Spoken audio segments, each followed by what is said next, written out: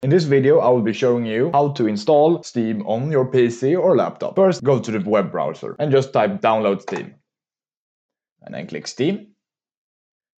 You'll be taken to this page, store.steampowered.com. And then just click install Steam. And you can see Steam will start to install. Just open a Steam setup. Allow this app to make changes to your device. Click yes. Now this will pop up. Click next. Choose your language. I will go with English. Next. Choose where to install it. And now it will be installed. Click Run Steam.